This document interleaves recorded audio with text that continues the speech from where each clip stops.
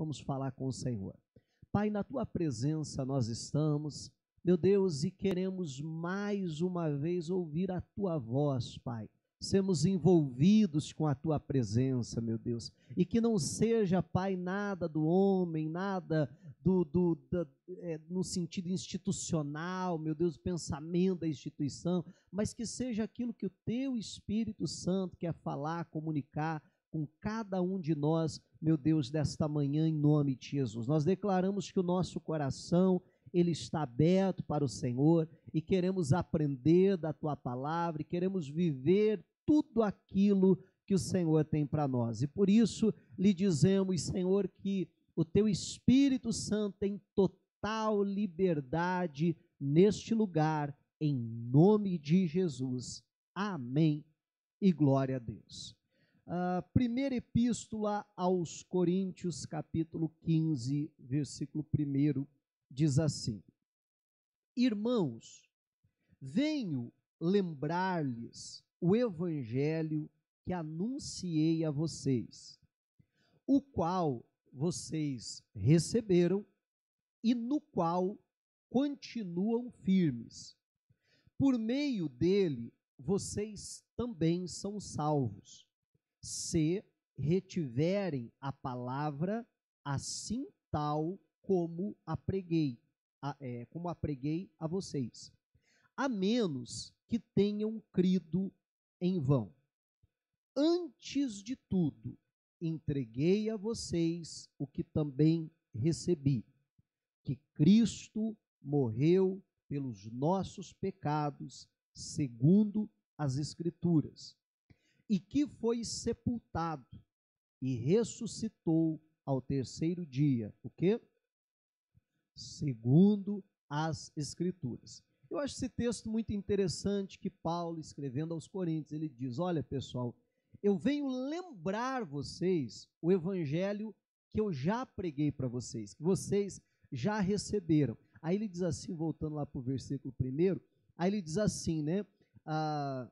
Mais para baixo. O qual vocês receberam e no qual continuam firmes. Ele diz: olha, eu não estou falando isso para vocês porque vocês não receberam o evangelho, porque eu preguei e vocês não deram importância. Não, vocês receberam aquilo que eu preguei. E eu não estou falando isso porque vocês se desviaram dessa verdade. Não, o qual vocês ainda continuam firmes naquilo. Aí ele diz, né? Por meio dele, vocês também são salvos, se retiverem a palavra assim, tal como a preguei a vocês, a menos que tenham crido em vão. Aí diz: antes de tudo, entreguei a vocês o que também recebi. Ele diz: olha, eu preguei o evangelho, todo o evangelho, tudo aquilo que as Escrituras nos ensinam. Mas ele diz: mas antes de tudo, eu entreguei para vocês aquilo que eu recebi. O que foi? Que Cristo morreu pelos nossos pecados, segundo as Escrituras. Aí ele continua falando: e ressuscitou ao terceiro dia, segundo as Escrituras. Mas me parece que ele diz assim: olha, eu estou lembrando essa verdade para vocês, não foi porque vocês não creram ou não receberam, não foi porque vocês se desviaram dessa palavra, mas porque ela precisa estar viva no coração de cada um de vocês. É essa verdade que jamais pode se afastar. E ele diz: antes de tudo, eu ensinei sobre cura, eu ensinei sobre libertação, eu ensinei tudo a respeito do evangelho. Mas antes de tudo, que Jesus morreu pelos nossos pecados. Amém? Essa é a principal verdade do evangelho que nunca pode se afastar, então, de nós. E é muito interessante essa questão que ao longo eu peguei esse texto aqui, mas poderia iniciar com tantos outros, né, que trazem essa mesma verdade, a verdade de uma substituição. Eu falava na sexta-feira sobre 3 cruzes. Havia Jesus no meio, sendo crucificado, mas do lado dele, outros 2 pecadores. Quem veio na sexta-feira? Né? E eu falava dessas 3 cruzes. E eu dizia que cada um deles, os 3 morreram, mas cada um deles morreu numa condição. Aquele primeiro, que é aquele que diz para Jesus, o malfeitor lá, se você é o Cristo, desce da cruz, aproveita de gorjeta, tira nós também daqui, né? E esse, ele morreu como pecador. E ele morreu como pecador, e obviamente o destino eterno dele não foi nada bom, vai para a perdição eterna, mas ele morreu nos seus pecados, não porque, ou melhor, ele morreu como pecador, não por causa dos pecados que ele cometeu. Ele morreu como pecador porque ele não se arrependeu deles. Alguém já disse que ninguém vai para o inferno por causa do pecado que cometeu. A pessoa vai para o inferno por não ter se arrependido dos pecados. Porque pecado todo mundo comete. Amém? A diferença é a gente se arrepende ou não. O segundo, que é aquele que diz, rapaz, você está doido, você não teme a Deus, estando ainda, né, na iminência aí da sua morte, estando nós nessa mesma condenação, nós ainda, porque os nossos feitos nos trouxeram para cá, mas este mal nenhum fez, este é inocente, e está morrendo como inocente, nem ainda você teme a Deus? E aí, ele vira para Jesus e diz, Senhor, lembra-te de mim quando entrares no teu reino, que Jesus responde para ele, hoje mesmo estarás comigo no paraíso. Esse também morreu, mas não na condição de pecador, mas na condição de alguém que foi perdoado, que foi justificado. Por quê? Porque houve arrependimento para os seus pecados. Mas o terceiro e o principal para nós, que a gente vai falar um pouquinho mais dele hoje, que é o Senhor Jesus, que também morreu. Mas morreu diferente do primeiro, que morreu em pecado, e diferente do segundo, que morreu como um pecador perdoado, ou ainda, né, alguém que foi justificado por Cristo. Ele morre na condição de inocente. Só que ele morre para nos substituir. Por isso que a Bíblia diz, Jesus morreu pelos nossos pecados. O próprio ladrão na cruz diz, ele não fez mal nenhum para estar aqui. Não foi isso? Então, não era para ele morrer, não era para ele estar aqui, mas se ele está aqui morrendo no lugar de alguém. No lugar de todo aquele que aceita o sacrifício de Jesus na cruz do Calvário. Mas essa questão da substituição, isso é muito evidente. Isso a Bíblia vai apontando, né, para isso desde que o mundo é mundo, como eu gosto de falar, desde que Deus criou o mundo. Na verdade, antes mesmo de Deus criar o mundo, Deus já havia estabelecido que Jesus iria morrer em nosso lugar. Que Jesus seria então o nosso substituto, como disse Paulo, que ele morreria pelos nossos pecados. Amém? A Bíblia diz, eu gostaria que você fosse comigo para lá, 1 de Pedro, capítulo 1, versículo 17. 1 de Pedro fica lá no finalzinho da Bíblia, depois em Hebreus, Tiago, vem 1 de Pedro. Capítulo 1, versículo 17.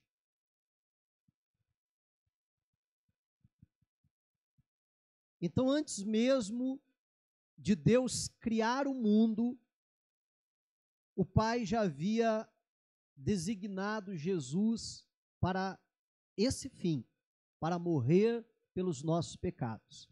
Aí diz assim a Bíblia, 1 de Pedro 1,17, e se vocês invocam como Pai aquele que sem parcialidade julga segundo as obras de cada um, vivam em temor durante o tempo da peregrinação de vocês, sabendo que não foi mediante coisas perecíveis, como prata ou ouro, que vocês foram resgatados da vida inútil que seus pais lhes legaram, mas pelo precioso sangue de Cristo, como de um cordeiro sem defeito e sem mácula. Eu gostaria que você guardasse muito essa declaração. A Bíblia está dizendo que nós fomos resgatados da nossa inútil maneira de viver, a corrigir diz, da nossa vã maneira de viver,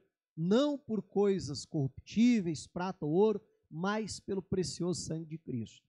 E aí a Bíblia fala sobre Cristo como um cordeiro sem defeito e sem mácula. Mais uma vez, falando da questão da substituição, ele morrendo por nós.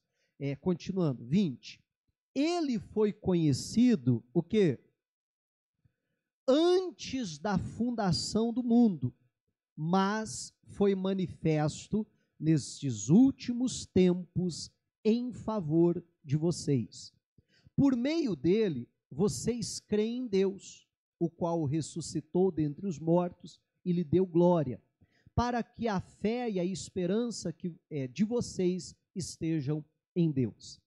Lá em Apocalipse, capítulo de número 13, versículo de número 8, a Bíblia diz que Jesus é o Cordeiro de Deus que foi morto antes da fundação do mundo. Aqui, Pedro, ele diz, né, que foi conhecido antes da fundação do mundo e que foi morto agora, foi manifesto agora para nosso benefício, para nosso favor, morrendo em nosso lugar, né? Se eu não me engano, Paulo, se eu não estou enganado, que ele diz que na plenitude dos tempos veio Cristo, então, para morrer em nosso lugar. Amém?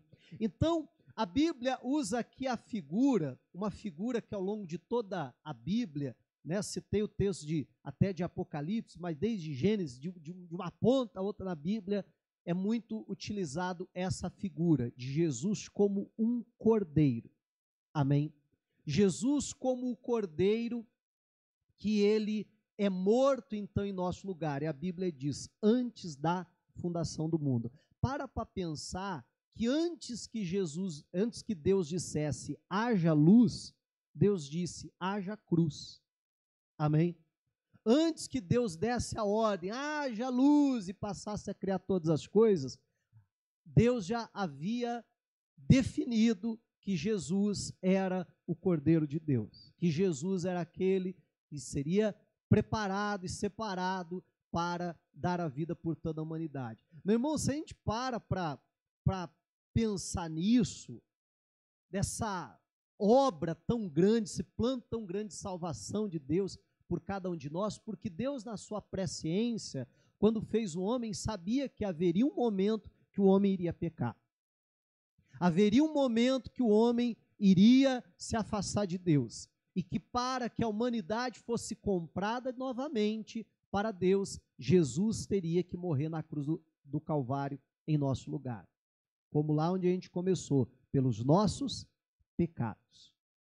Aí a Bíblia fala do cordeiro, né? Jesus como um cordeiro sem defeito e sem mácula. Desde que Adão e Eva pecaram, a Bíblia já faz menção lá em Gênesis 3, que Deus então pega peles de animais para cobrir. Lembre-se que primeiramente ele fica com vergonha, o homem, e ele pega folhas de figueira, costura lá, tenta fazer uma roupa para cobrir a sua nudez. Lembra disso ou não? Né? E aí Deus, a Bíblia diz, faz vestes de pelo de animal para dar para eles. O que você acha que aconteceu com aquele animal? Para tirar a pele dele. Aquele animal foi morto. Amém? Então, o primeiro sacrifício o próprio Deus faz, porque a ordem era que, isso dentro da justiça de Deus, não faz tempo eu pregava sobre isso também, sobre a justiça de Deus, a Bíblia diz que a alma que pecar, essa morrerá. A Bíblia diz no livro de Hebreus que sem derramamento de sangue não há remissão para os pecados. Então, desde aquele momento, Adão e Eva pecaram. O que deveria acontecer? Eles deveriam morrer. No dia em que vocês comerem, vocês vão morrer. Para que Adão e Eva não precisassem morrer, Deus matou um animal no lugar de Adão e Eva. Amém? Daquele momento em diante, segue-se justamente esse padrão. Quando vem a lei, isso fica bem definido, estabelecido, que quando alguém pecasse, deveria ir lá no seu rebanho, escolher então um cordeiro sem defeito e levasse e apresentasse ao sacerdote. O sacerdote então ia matar aquele animal. o sangue a ser derramado. Qual que era a mensagem ali? A mensagem é: esse animal que é inocente, o animal não pecou, quem pecou foi você. Mas esse animal vai morrer em teu lugar. Aquilo já apontava justamente para a cruz, para a morte de substituição que Jesus morreria, fazendo com que o sacrifício perfeito de Cristo não necessitasse mais de nenhum tipo de sacrifício. Amém? Então, agora, o que é interessante é que quando o pecador levava o animal ali, o cordeiro, até o sacerdote para ser sacrificado, meu irmão, o sacerdote, ele não examinava o pecador. O sacerdote examinava o cordeiro. O cordeiro não podia ter defeito. Se tivesse algum defeito, se fosse manco, se fosse cego, se tivesse qualquer tipo de defeito, ele não poderia ser sacrificado. Ô pastor, Deus é exigente. É, e muito. Mas isso não se trata de uma questão só de exigência de Deus. Mas isso se trata de uma questão da figura que aquele cordeiro representava. Amém? Que é quem? Que é Jesus, que é Cristo. Então aquele animal não poderia ter defeito. Agora pare e pense, e o que eu estou chamando a atenção para você é que todas essas figuras que remetem a Cristo, a Jesus. Então não se examinava o pecador. Deixa eu ver aqui, não, você é o pecador. Não precisa examinar você. O que o sacerdote examinava era o cordeiro. O cordeiro não tem nenhum defeito, não tem nenhum defeito. Então, ele vai ser sacrificado. Era a figura do perfeito morrendo pelo imperfeito. Do inocente morrendo, então, pelo pecador. Quem está me acompanhando, diga glória a Deus. Está comigo aí? E é exatamente isso que Jesus ele faz na cruz do Calvário por nós. Por isso que eu dizia para você guardar ali que a Bíblia diz que Jesus, com aquele cordeiro sem mácula, sem defeito, que foi sacrificado então por nós. Meu irmão, quando nós vamos diante de Deus, porque aceitamos o sacrifício de Jesus, porque cremos no sacrifício de Jesus, e vamos diante de Deus nos arrependendo dos nossos pecados,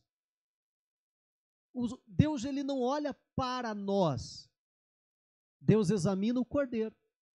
E o cordeiro é sem defeito, é sem mácula, é Cristo Jesus. Amém? Por isso, meu irmão, que os nossos pecados, por pior que eles possam ser, né, há o perdão, a remissão, porque Cristo morreu em nosso lugar. A Bíblia fala em 1ª Epístola aos Coríntios, vamos para lá, por favor. 1ª Epístola aos Coríntios, capítulo 5, versículo de número 7. Diz assim, eu penso que esse texto aqui é perfeito para nós hoje. Quem achou, diga aleluia. 1ª Epístola aos Coríntios 5, 7 diz: joguem fora o velho fermento, para que vocês sejam nova massa, como de fato já são, sem fermento. Pois também Cristo, nosso Cordeiro Pascal, foi sacrificado. Amém, igreja? A Bíblia diz, se você pegar o contexto, a Bíblia vai falando do fermento, né, como pecado, como algo errado, e diz, joga fora o velho fermento, joga fora o seu pecado, joga fora a sua velha maneira de viver.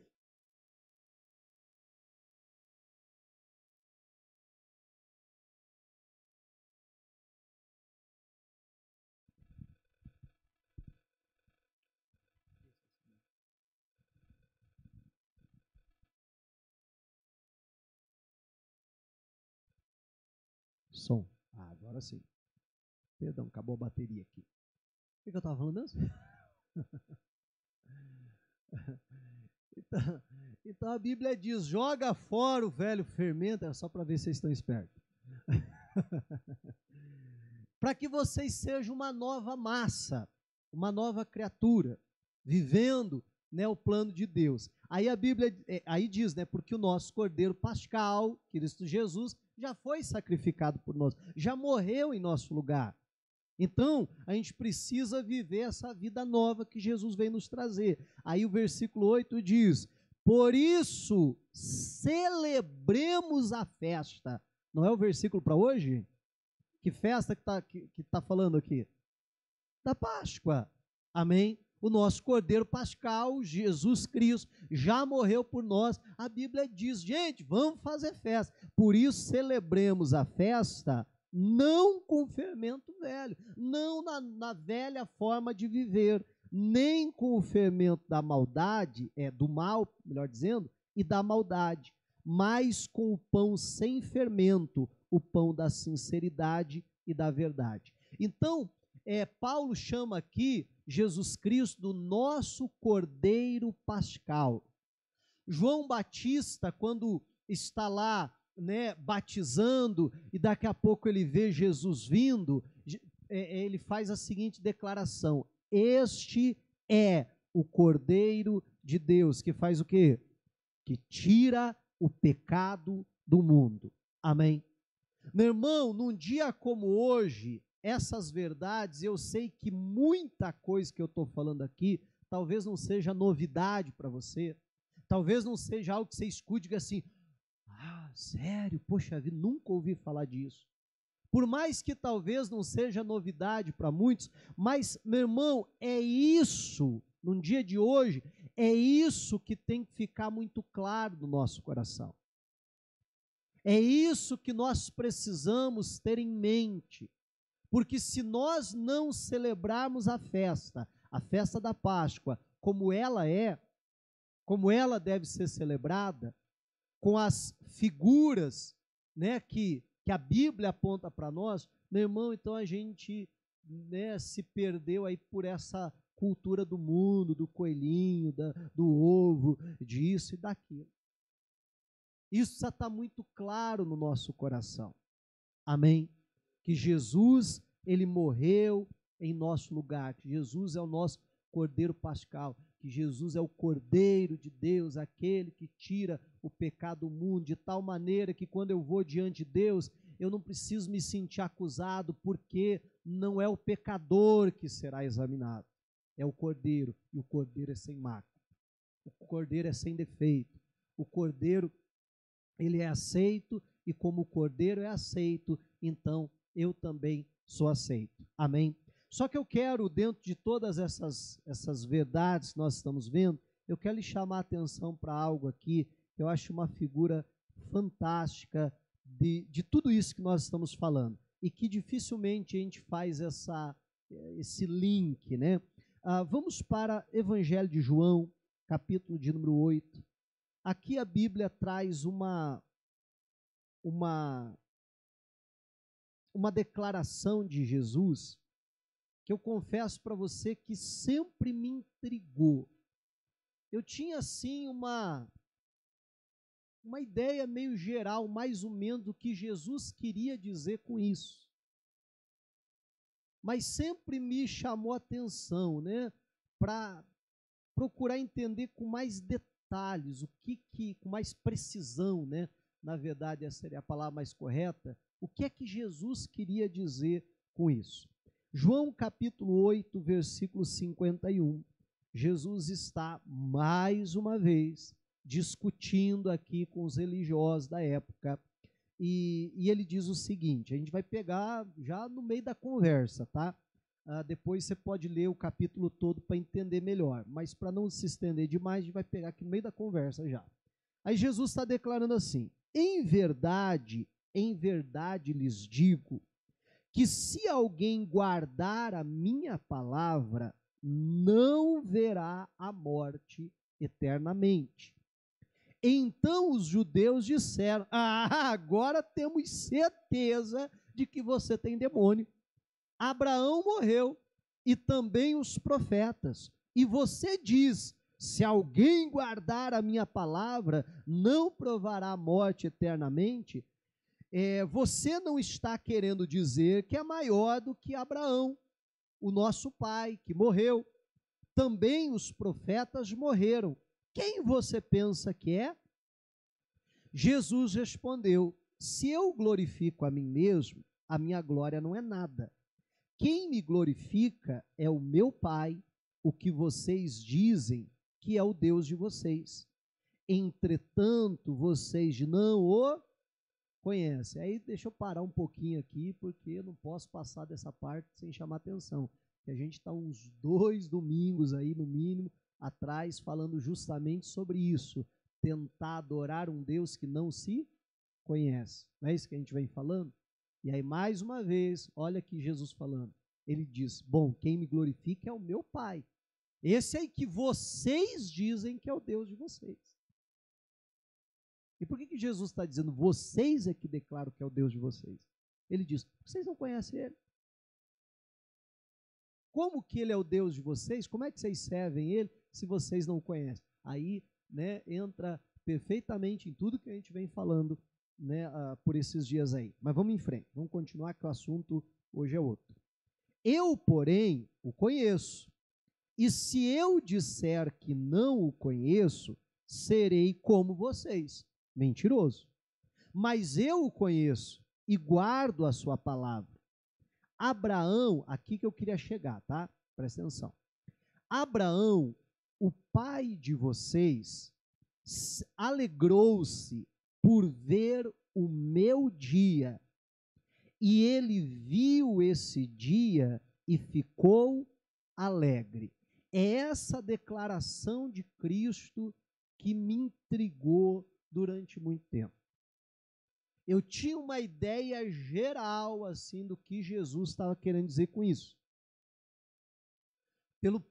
Por todo o contexto bíblico, eu entendia que quando Jesus dizia, viu o meu dia, ele está falando da morte vicária de Jesus, da morte de Jesus substitutiva lá na cruz do Calvário.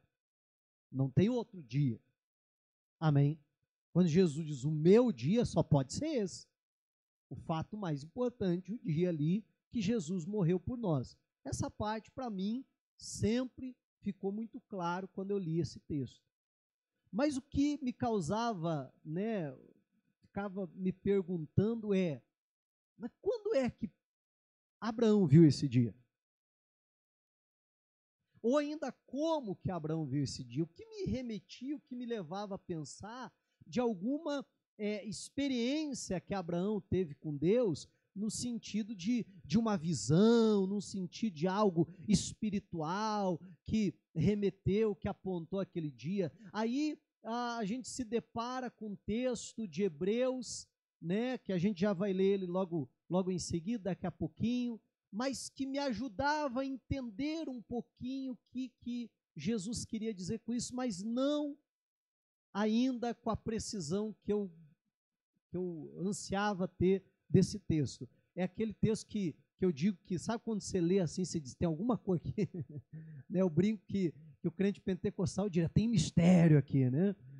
Tem alguma coisa aqui a mais que eu preciso entender. Já aconteceu contigo isso? Né? Que você lê um texto e diz, bom, eu não estou entendendo agora, mas tem alguma coisa aqui que Deus está querendo falar comigo. E esse texto, durante muito tempo, foi exatamente, né, isso. Como eu disse, eu entendi de uma maneira meio geral o que é que Jesus estava dizendo, mas não com precisão. Agora a gente lê essa declaração de Jesus. Abraão viu o meu dia e se alegrou. Ele viu esse dia e ficou alegre. Em resposta, né, os judeus ali, os religiosos, responderam no natural. Eles disseram o seguinte, olha só. Então os judeus lhe perguntaram, você não tem nem 50 anos e viu Abraão? Né? Lembra que há pouco eles já estavam dizendo, não, você tem demônio, você falando isso aí. Porque você diz que quem guarda as tuas palavras não vai morrer eternamente. Mas Abraão morreu. Mas os profetas morreram. Agora você está achando que é quem? Não foi essa a reação deles? Aí, além de tudo isso, Jesus libera essa frase, diz, Abraão viu o meu dia e se alegrou. Aí que ele diz, está doido mesmo. Mas não é verdade? Ele diz, rapaz, mas você não tem nem 50 anos nas costas, agora vai dizer que você trombou com ele por aí. Que você conheceu ele, que ele... Agora, Jesus, ele não declara que o Abraão o viu, ou que ele viu Abraão. Não declara que eles se conheceram, que eles se encontraram. O que ele declara é, ele viu o meu dia e se alegrou. Como eu dizia, né? Bom, deixa eu só continuar aqui o 58. Daí a gente vai lá para Hebreus, como eu dizia. 58. Jesus respondeu, em verdade lhes digo, que antes que Abraão existisse, eu sou. Então pegaram pedras para atirar nele. Não, agora a gente não aguenta mais. Agora você exagerou, vamos te apedrejar. Para atirar nele, mas Jesus se ocultou e saiu do templo. Amém? De uma maneira sobrenatural ali, Jesus se ocultou e saiu, eles não conseguiram apedrejar Jesus. Mas vamos para Hebreus capítulo 11, que a Bíblia faz aqui uma declaração muito interessante, que nos aponta o que é que a Bíblia estava querendo dizer, ou melhor, o que Jesus estava querendo dizer com essa declaração. Ele viu o meu dia e se alegrou. Aqui a Bíblia fala a respeito dos heróis da fé, versículo 13, Hebreus 11, 13. E aí vai falando dos heróis da fé, e aí diz assim, todos esses morreram na fé, não obtiveram as promessas, mas viram-nas de longe, e o quê? E se alegraram com elas, confessando que eram estrangeiros e peregrinos na terra. A corrigida diz, se eu espero não errar nenhuma palavra, mas assim, eles a saudaram de longe, né? Não chegaram a experimentar essas promessas, mas viram elas de longe, deram um tchauzinho, né? Entenderam aonde que Deus queria chegar. Porque entenda que esses que a Bíblia está mencionando aqui, todos vieram antes de Cristo. E quando a Bíblia diz que eles não alcançaram, não viveram as promessas, claro que muitos deles viveram as promessas que Deus tinha para eles, para os seus dias, como Abraão, que viveu a promessa, né, da Sara gerar, de ver a sua descendência e tal, e tantos outros que a Bíblia menciona, mas está falando das promessas no sentido de Cristo. Nenhum deles viu, ou melhor, nenhum deles alcançou, nenhum deles viveu essas promessas, porque não eram para os seus dias, mas conseguiram enxergar de longe. Tiveram uma percepção espiritual aonde a coisa ia. Você está entendendo? Né? Qual que era o plano de Deus? O que viria lá adiante, que era justamente a respeito de Cristo. E a Bíblia diz que eles viram e se alegraram por tudo aquilo que estava por vir. O que nós hoje podemos desfrutar. Amém? O que nós hoje podemos viver. Jesus chegou a dizer para os discípulos em certa ocasião, olha, reis e profetas desejaram ver o que hoje vocês estão vendo. Eles desejaram ver, e vocês estão tendo a oportunidade de ver o que reis não viram, o que profetas não viram, mas vocês estão vendo os cumprimentos das promessas ali em Cristo Jesus. Amém? Agora, como eu dizia, com esse texto, ainda para mim, clareava um pouquinho a declaração de Jesus. Então eu acho que é mais ou menos isso. Abraão viu de longe, é para lá que a coisa vai, e se alegrou. Mas a questão é que Jesus é muito específico em dizer, ele viu o meu dia.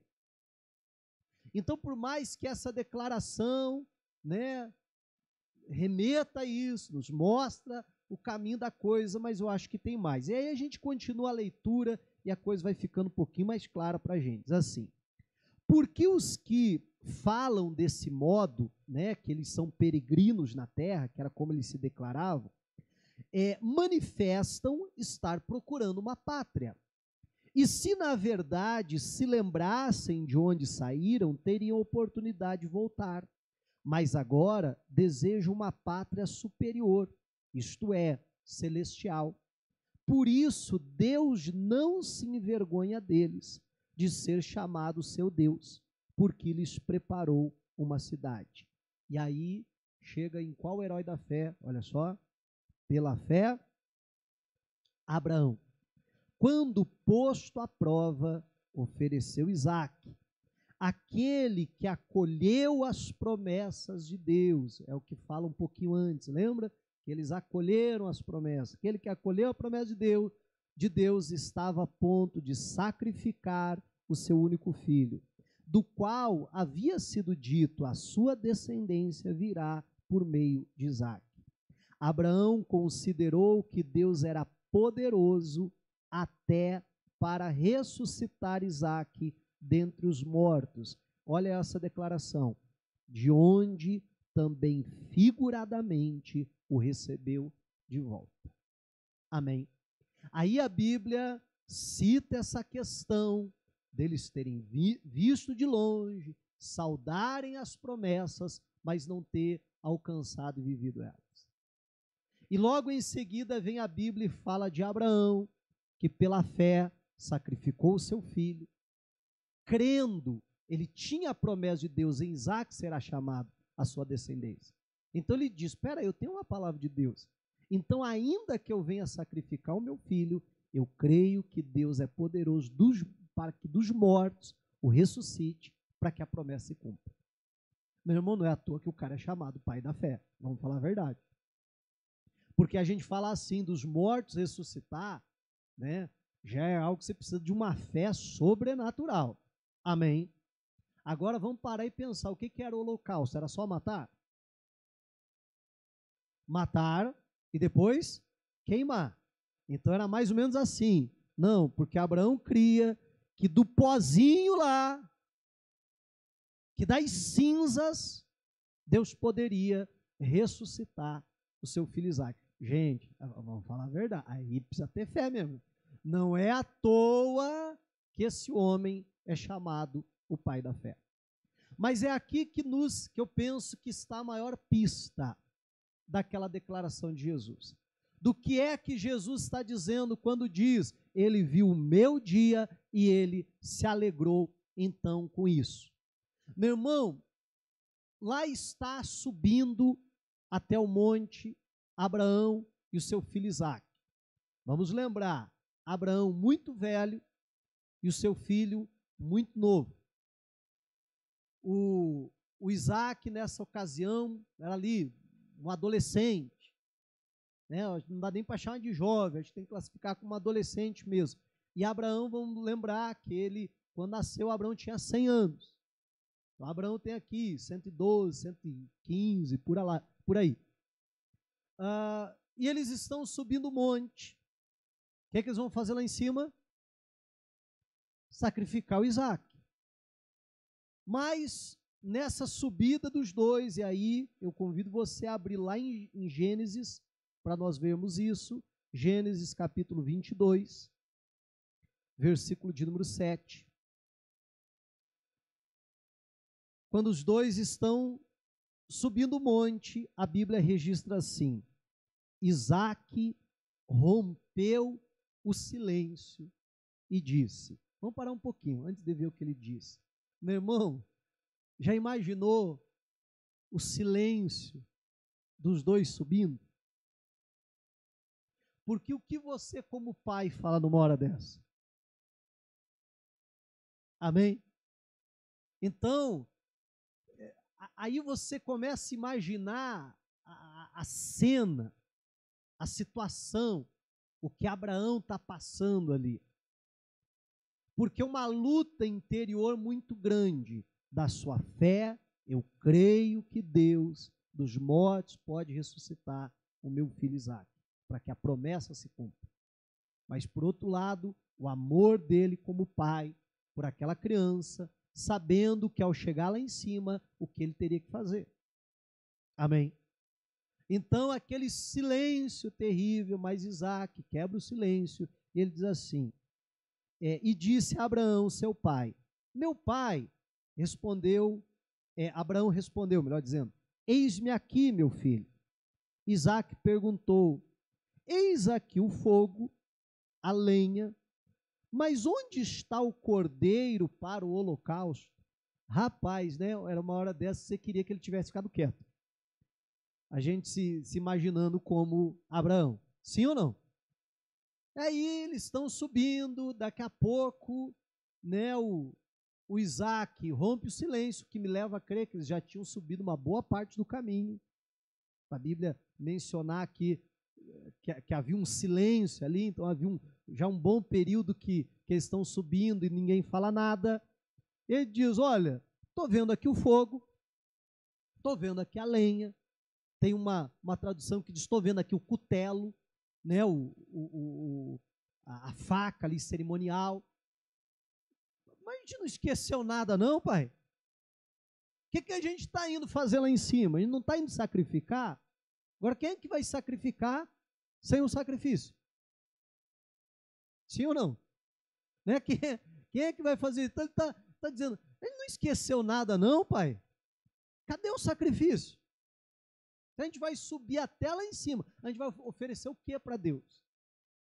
Meu irmão, tenta se colocar no lugar de Abraão. O que você responde uma hora dessa? Amém? Abraão, o pai da fé, responde o seguinte. Abraão respondeu, Deus proverá para si o cordeiro para o holocausto, meu filho. E os dois seguiram juntos. Meu irmão, às vezes a gente lê isso aqui, e às vezes a gente é tentado assim até pensar, né? Passou a perna no garoto. Ganhou na conversa, né? Sabe aquela resposta que às vezes a gente dá para os filhos assim, só para, né, só para eles se acalmar, né? Só para eles, pai, posso, deixa, ó, eu vou pensar. Na verdade, você já decidiu, né? Mas você não quer dar um choque assim de realidade muito grande, então você dá uma mediada no assunto, não é assim? E às vezes a gente lê isso e diz, né, tentou desbaratinar o menino, tentou ganhar ele na conversa e tal. Só que se a gente voltar um pouquinho até o texto, o Abraão ele vai até o pé do monte com os servos. Chegando lá, ele diz para os servos o seguinte, fiquem aqui, que eu e o menino vamos subir, vamos sacrificar e voltaremos a vocês. Meu irmão, mas se Abraão está subindo para sacrificar o seu filho, como deveria ser a frase? Nós vamos subir, plural, nós vamos sacrificar, e quem vai voltar? E eu voltarei, vocês me esperam aqui que eu volto, viu? O Isaac já não sei, mas eu volto. Mas você perceba que Abraão está falando isso já pela fé. Então, se Abraão lá no pé do monte está falando pela fé, dizendo aos céus, fique aqui, porque nós vamos subir, vai acontecer um sacrifício, o sacrifício será feito, e nós vamos descer. E aí Hebreus diz que ele cria que dos mortos Deus poderia ressuscitar o seu filho Isaac. Se nesse momento ele está falando pela fé, deixam os servos lá, começam a subir, talvez lá pelo meio do caminho, o Isaac pergunta isso para ele, por que não acreditar que nesse segundo momento a resposta novamente é baseada em fé e não em tentar desconversar o garoto? Meu irmão, e o grande problema, entenda bem, eu sei que quando a Bíblia declara que Deus proverá, Jeová Jiré, Deus que provê, Deus pode prover todas as coisas. Amém? Eu creio nisso. O grande problema é a gente transformar isso aqui só em provisão financeira. Aí eu acho um grande problema. É quando a gente olha para Jeová Jiré e só enxerga o Deus que pode prover recursos para mim. Porque isso é diminuir Deus. O Deus que provê, ele pode prover todas as coisas. Amém? Mas a gente não pode transformar o Deus provedor no Deus provedor de recursos financeiros. Não sei se você entende o que eu estou falando. Resumir Deus só a isso. Porque quando Abraão está fazendo essa declaração, ele está dizendo, Deus vai prover o cordeiro para o sacrifício. Diante de tudo que nós vimos até agora, de todas essas figuras, literalmente, de Gênesis a Apocalipse, será que quando Abraão está declarando isso, ele está falando só a respeito do seu filho? Entende? Será que Abraão está falando isso só com relação àquele cordeiro que ele encontrou lá em cima do monte, preso pelos chifres, e que ele sacrifica no lugar de Isaac? Eu penso que não. Eu penso que quando Abraão está fazendo essa declaração, e é justamente aqui, não nessa declaração exatamente, mas no momento que ele vai sacrificar o Isaac, e o anjo de Deus brada do céu e diz, não faça nada com o menino, que agora eu vejo que você me teme. Tira o menino daí, e a Bíblia diz que o Abraão levanta os olhos e vê um carneiro preso pelos chifres, tira o Isaac de lá, coloca o carneiro no lugar do Isaac e sacrifica aquele carneiro. E ele morre no lugar do seu filho. Eu penso que é exatamente isso que Jesus quis dizer quando disse, Abraão viu o meu dia e se alegrou. Abraão fez festa naquele dia.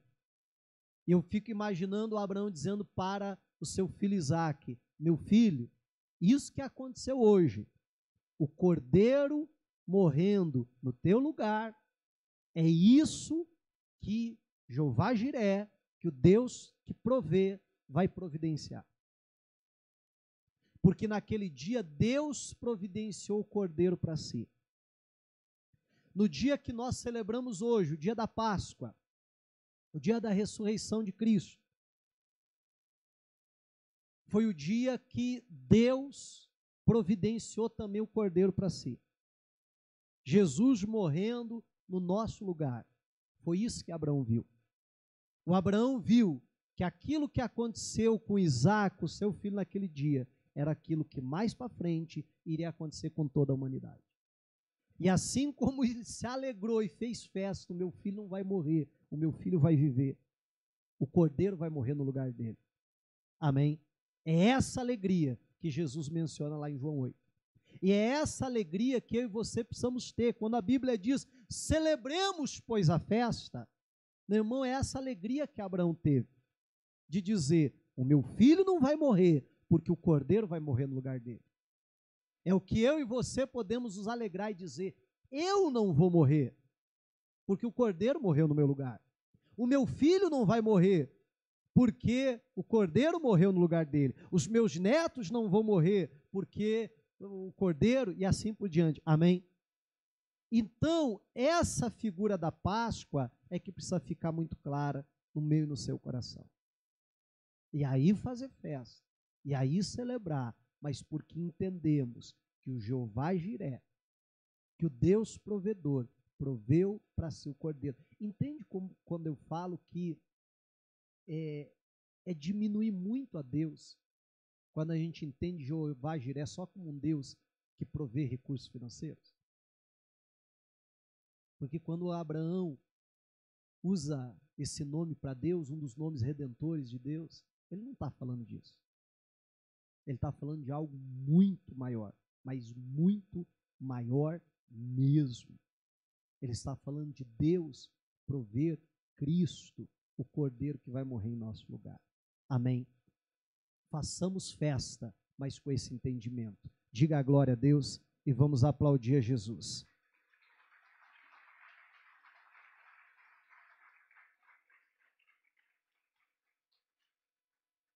Glórias a Deus. Eu quero lhe convidar a ficar de pé. Eu quero fazer uma oração com vocês agora. Vamos fazer o seguinte, enquanto a gente estiver orando, as crianças já estão prontas? Não? Então não vamos fazer o seguinte, mas então corre lá aprontar as crianças, então que vai ser daqui a pouquinho.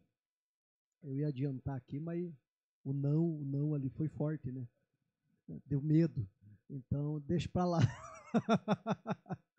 Mas vamos buscar o nosso Deus, vamos fechar os nossos olhos, entrar na presença do Senhor, em nome de Jesus. Pai, na tua presença, Senhor, nós nos colocamos essa hora, e, meu Deus, nós ouvimos a tua palavra, Pai, e a tua palavra veio mais uma vez, meu Deus, para abrir o nosso entendimento,